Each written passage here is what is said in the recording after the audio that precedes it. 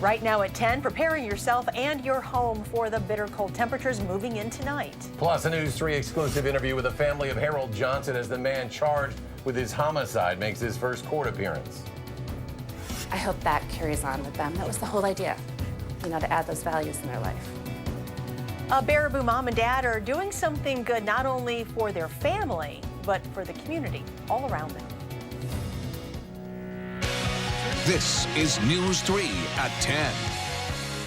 Thanks for joining us tonight. Another shot of bitterly cold weather is at our doorstep, this time even colder than last weekend. Wind chills are already below zero and are expected to stay below zero until Monday, and they could get as low as 30 below. We have team coverage tonight. Chief Meteorologist Gary Canalti has our latest forecast, and Madeline O'Neill on how to protect yourself, your family, and your home from that cold. But we start with Gary's on the backyard patio with your first alert forecast. Gary?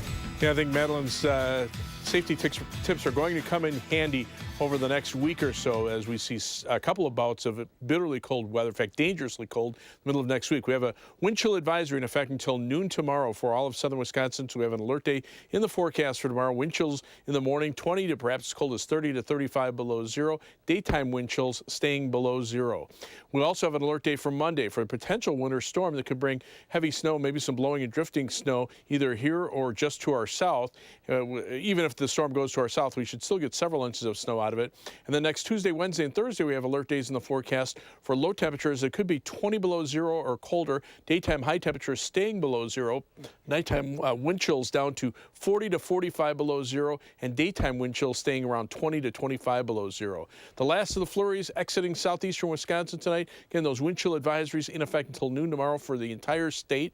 High temperatures today, low 20s early this afternoon. Look how far temperatures have fallen there. Here in Madison, 20-degree drop since this afternoon. We're at 2 above zero, but temperatures are already below zero for our western viewers. And with winds out of the northwest in the 10 to 20 mile per hour range, we're seeing wind chills now approaching 25 below zero over our western viewing area, and they will just continue to drop overnight. By tomorrow morning, the actual low temperature should be down to around 13 below zero.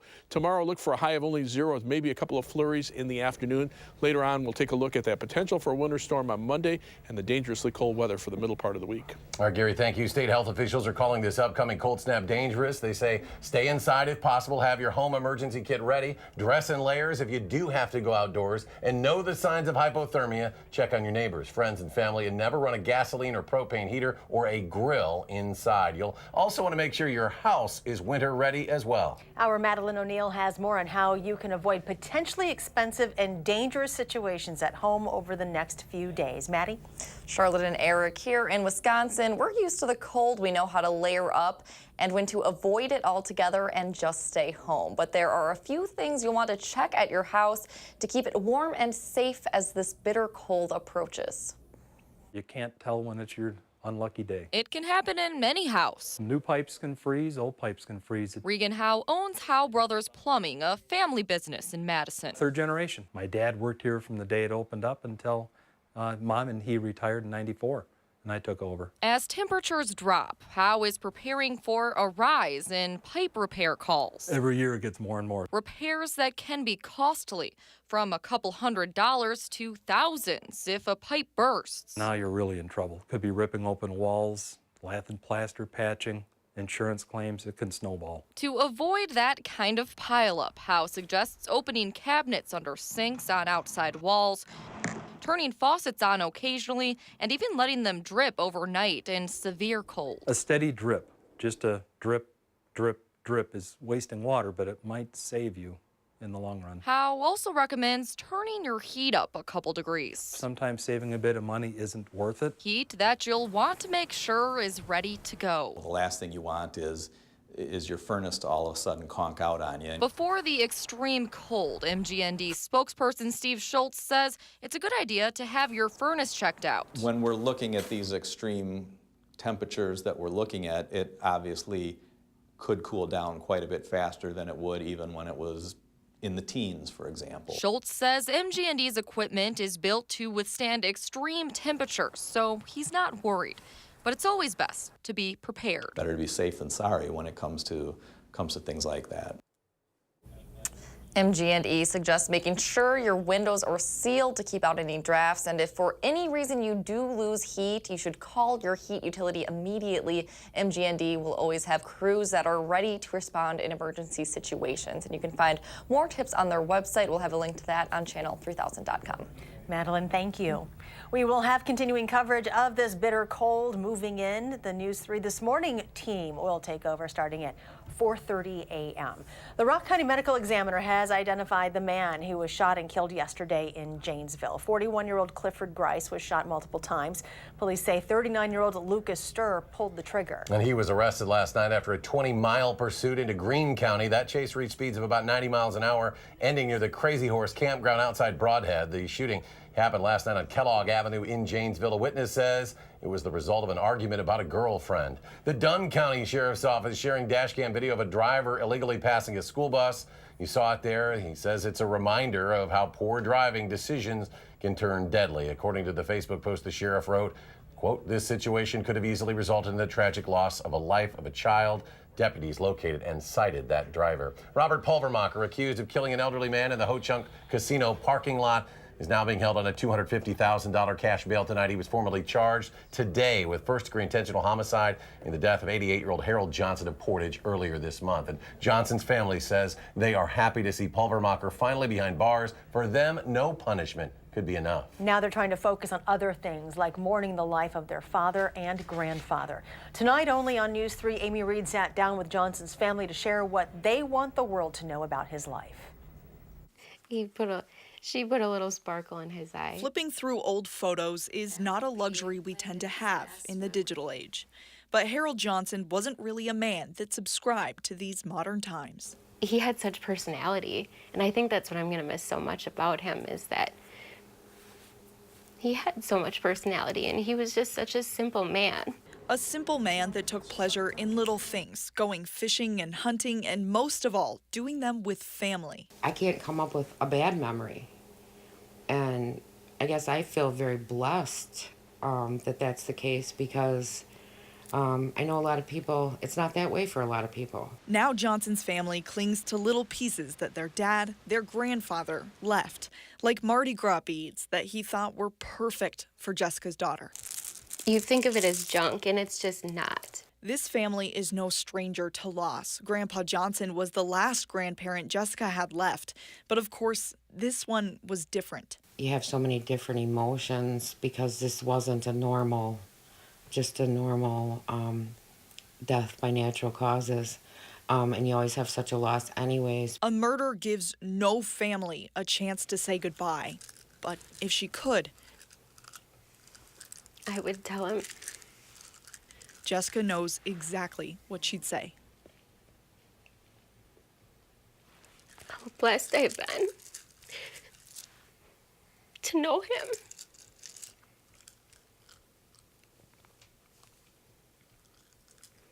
Because he impacted a lot of lives, a lot of lives. The next few months are going to be tough for this family. There are many court dates to come, but they said they have the strength to get through it thanks to the example their dad and granddad set for them. Amy Reed reporting tonight. Amy, thank you.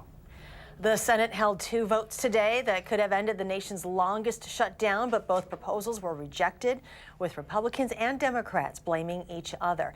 After the votes, President Trump remained steadfast in his demands for border security, calling what's happening on the southern border a virtual invasion of our country. Meanwhile, 800,000 federal employees, including air traffic controllers, safety inspectors, and air marshals, are poised to miss a second paycheck tomorrow. Governor Tony Evers plans to commit $31 million in his budget plan to Marinette Marine to expand the company and help it compete for a $10 billion federal shipbuilding contract. It's a great project and a great long-term Wisconsin company, and it employs lots of folks in the state of Wisconsin, a lot of family supporting jobs. This is what, frankly, one of the reasons I ran for governor, is to make sure that all parts of the state have solid economy and good paying jobs. Marinette, one of just 2 companies building the Navy's littoral combat ships since 2005, but the Navy says it'll discontinue that line in favor of a larger ship. In addition to expanding the shipyard, the budget proposal would help the company add some 400 new jobs. A new Marquette Law School poll shows strong support for some of the governor's top priorities. The poll out today shows the majority, 55%, support raising the minimum wage. Governor Evers says he'll provide a pathway for raising it in his budget. The governor also says he'll provide a first step toward legalizing medical marijuana in his budget. The poll shows 59% back full legalization. And still ahead, bitter cold temperatures in our very near future. Gary returns with his complete forecast. When we go and drop them off, they're always full of smiles and really happy and very appreciative of the whole thing. What started as a way to make their family better has created a ripple effect of sorts to strangers who are in need of some support.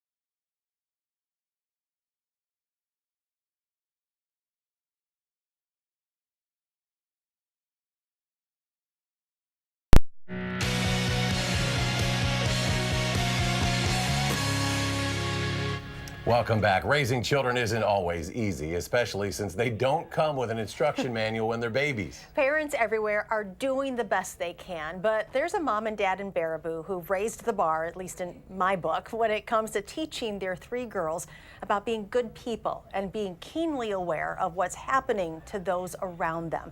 And out of all of this, they've created a way to do something good together as a family.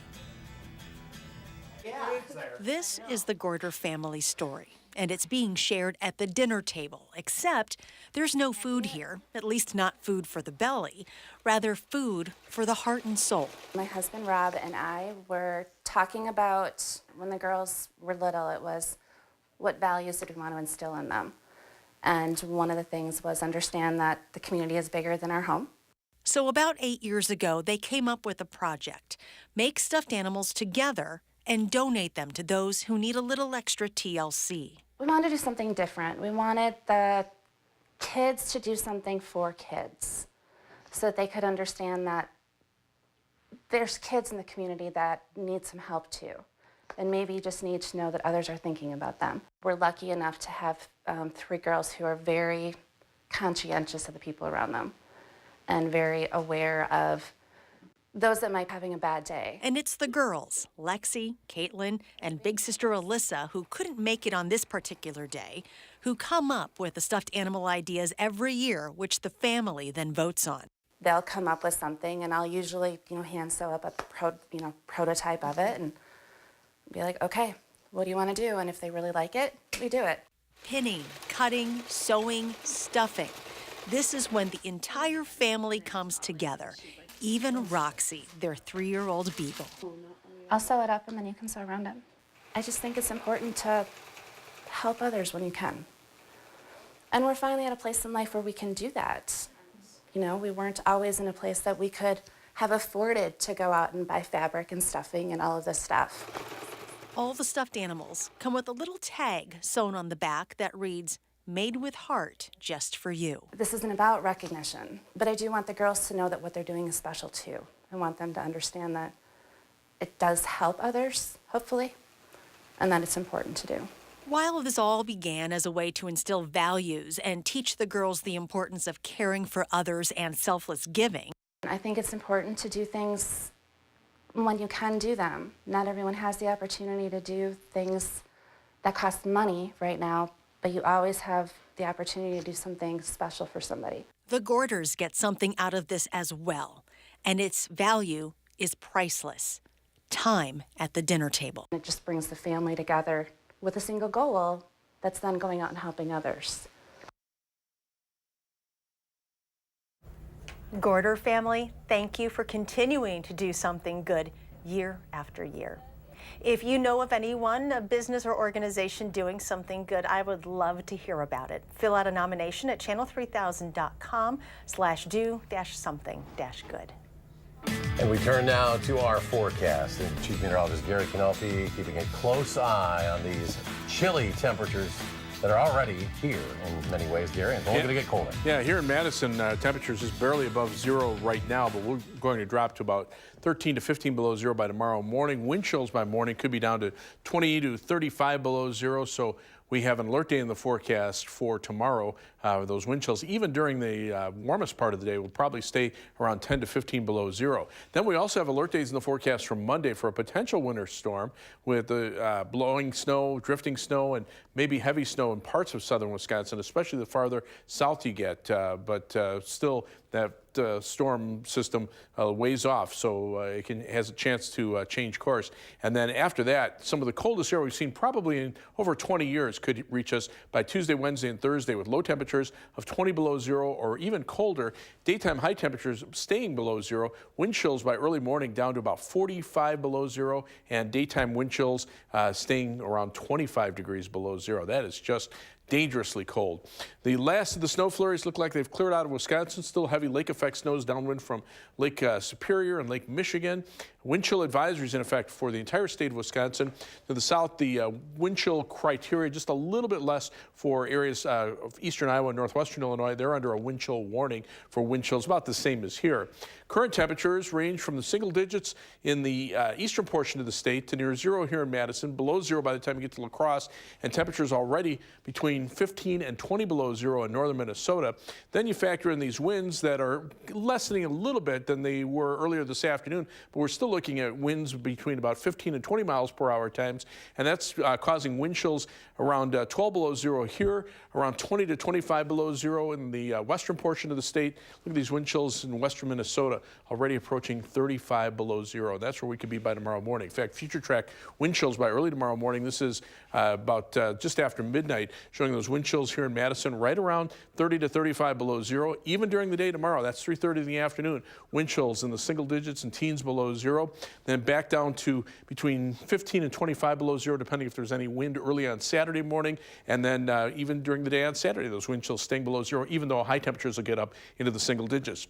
Following that, still looking at the potential for a winter storm. This is from late Sunday night through Monday. And Monday night, the GFS computer model showing about 9 to 10 inch snowfall rainfall through far southern Wisconsin, including Madison. The European computer model a little farther to the south, so there's a little bit of a disagreement there. They're both about the same in terms of the amount of precipitation. It's just the exact path. So we're going to continue to monitor this. Still a couple of days out, but then that's followed by dangerously cold wind chills. This is Tuesday afternoon. Look at these wind chills by early on Wednesday morning, down to around 45 below zero. Daytime wind chills in the 20s below zero, and then back down to around 40 below zero by early on Thursday morning. So again, wind chill advisory in effect until noon tomorrow for all of southern Wisconsin. Look for a low here in Madison of 13 below. Wind chills perhaps 20 to 35 below zero by morning. Tomorrow's high temperature only at zero. Wind chills staying below zero all day, and some flurries a possibility in the afternoon.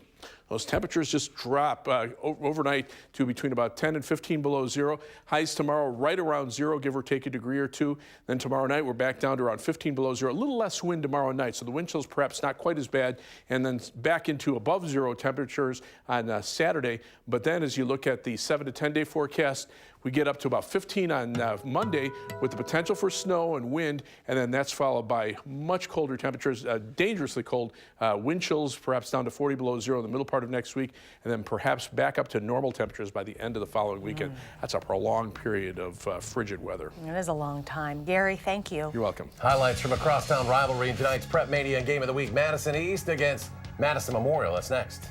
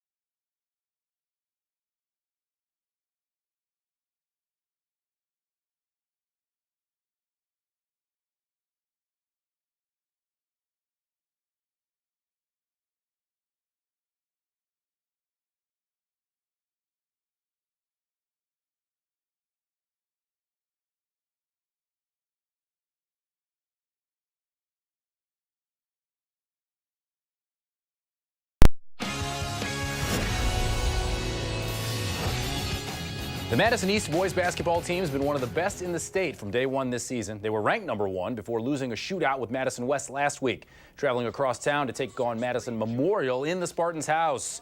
First half, Kyle Yu on the baseline.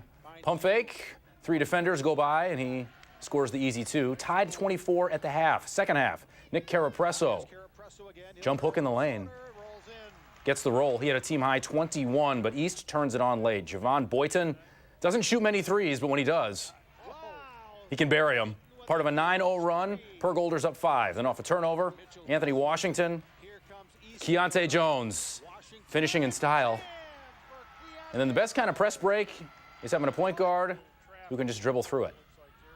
And dribble through it some more and go the distance. DeMonte Thompson, the 2, and East wins 56-50 the final. Madison East gets back on track, winning at Madison Memorial, and DeMonte Thompson was again a big part of that reason.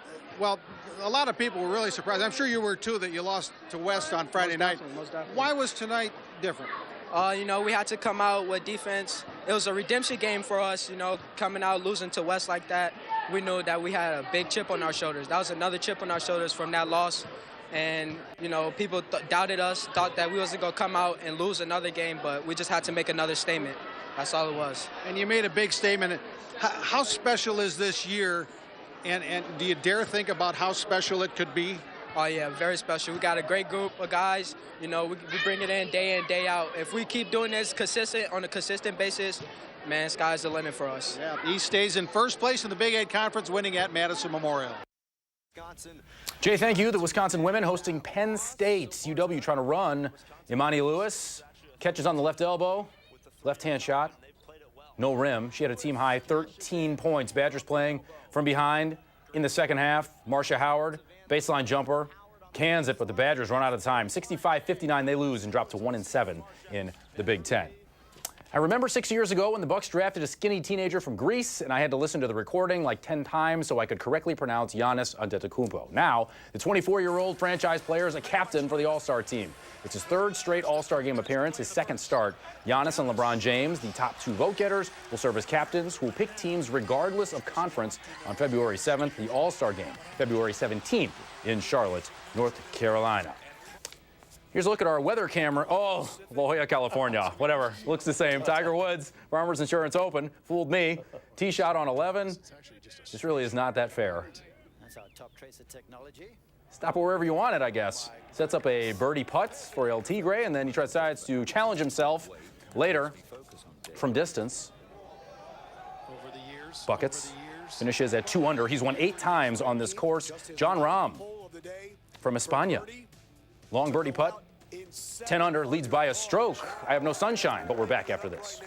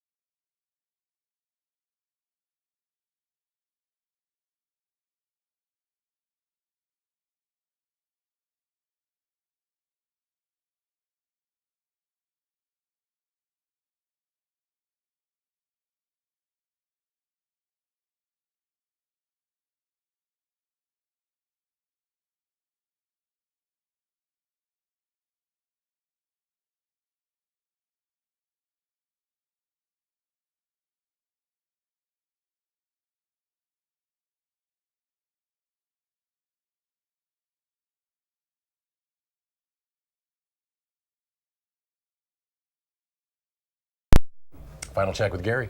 Bundle up. Just keep those 2 words in mind for the next week and a half. All right, well, the latest on News 3 this morning. Do something good, and we'll see you back here tomorrow.